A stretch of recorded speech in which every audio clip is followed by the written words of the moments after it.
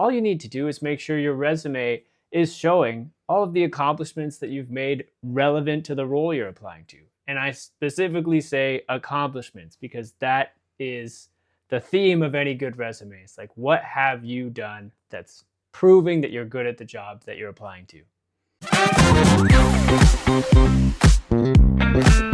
Welcome to Next Job Now, the podcast where we help you get your next job right now.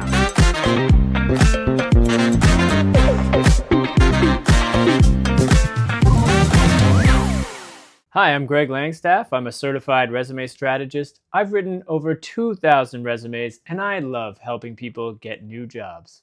And I'm Jeff, and I have lots of questions about getting jobs. Together, we're going to talk about everything there is to know about landing your next role.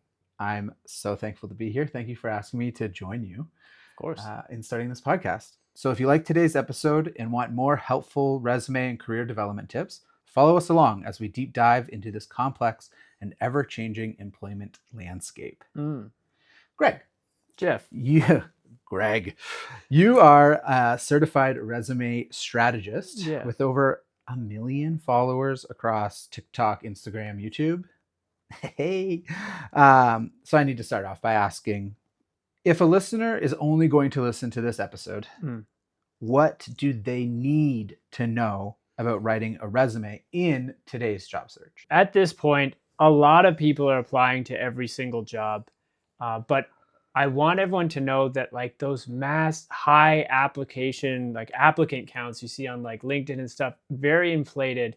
It is not as wild of a job market as it seems to be. And if you're applying to jobs that you're qualified for, all you need to do is make sure your resume is showing all of the accomplishments that you've made relevant to the role you're applying to. And I specifically say accomplishments because that is the theme of any good resume. It's like, what have you done that's proving that you're good at the job that you're applying to? Who is a resume actually for? Am I writing this for HR to review? Am I writing it to get into the hands of a hiring manager? That's a good question. When you submit your resume, it goes through like the applicant tracking system, which I know we're going to talk about in a moment. And then it'll get into a stack of any resume that was deemed like good enough. And HR is usually going to like flip through all those, and they'll have maybe 75 resumes to look at in like one afternoon. That's a lot. Yeah. And then they'll pick like a short list, I don't know, 15, 20 to send to the hiring manager. And that's usually like, and when we say hiring manager, this is usually the boss of the person that's getting hired. So that's sort of the process it goes through. You touched on it. ATS, everyone's favorite acronym. I don't know what that is. Okay. So you've heard of probably like Monday.com, Workday. It's a human resources software.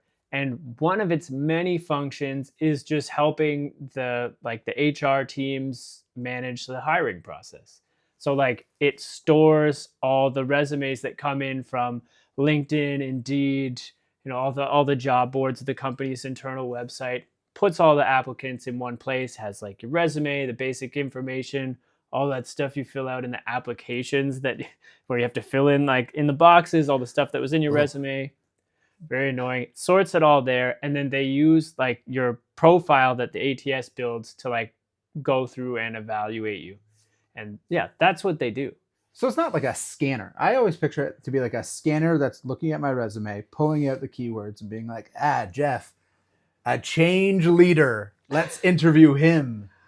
Okay. Like a very small piece of an ATS scanner is like, or an applicant tracking system is its scanning function, which is like, it will sort candidates by relevance, but like the keyword thing is so overblown. It's mostly sorting by years of experience, relevant job titles, and then like, yes, maybe if you've like perfectly keyword optimized your resume, it's going to like be higher on the list of candidates that it's looking through.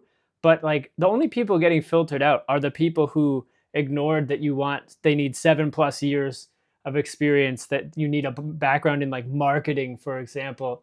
Like, it's the people clicking easy apply to the jobs they have no business applying to. That's who's getting filtered out by the ATS scanner, not people who deserve the job and didn't put in the right keywords.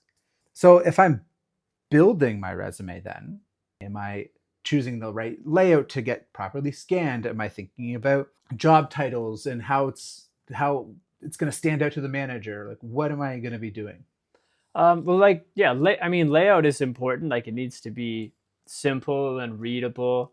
But the most important thing that I always advocate for is like look through the job posting and just sort of like analyze what are the skills they need me to have, and then you want to just make sure your resume is full of not just mentioning those skills, but like we're telling stories about when we've used those skills effectively.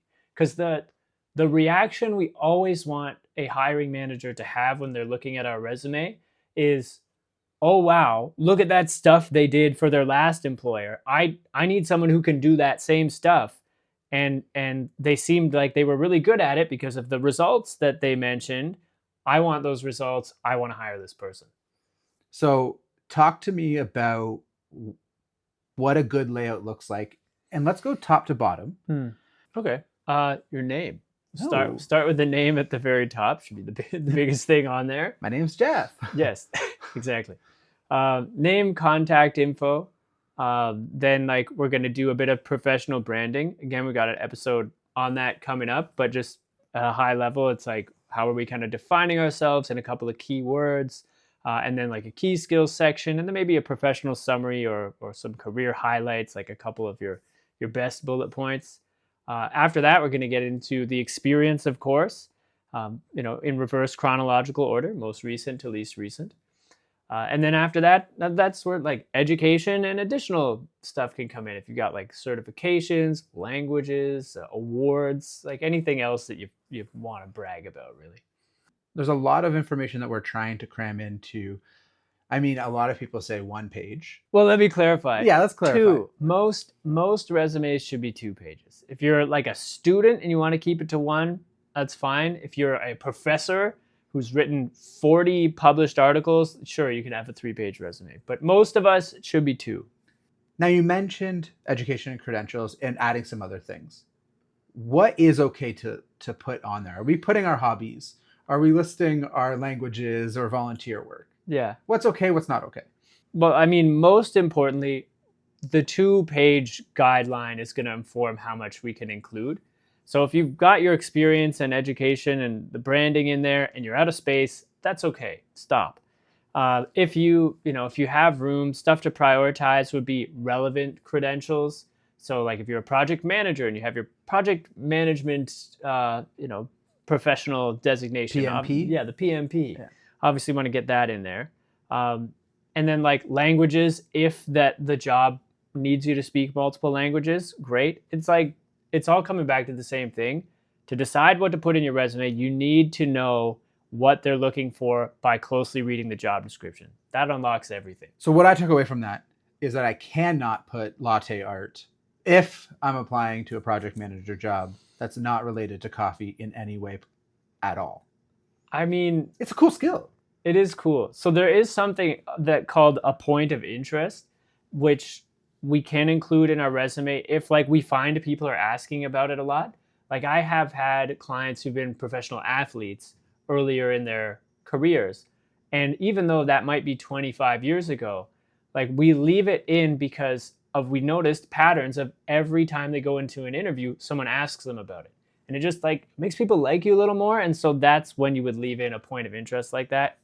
People do love coffee and lattes. So if you have room, latte art in the personal hobbies section, that could be kind of fun. If it feels right. If you're absolutely done saying everything you need to say and you have 2 lines left, sure. Oh, I can't wait to write my resume.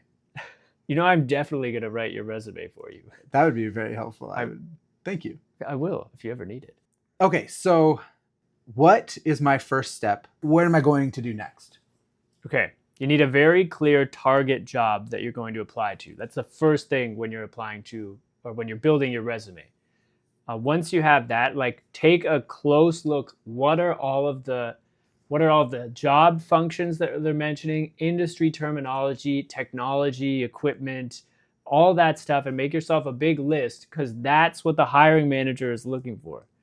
And once you have that, it's like just a process of deciding how you're going to show you have each of those skills, knowledge in each of those areas through stories you tell in your bullet points, and then also just listing those skills in your key skills section.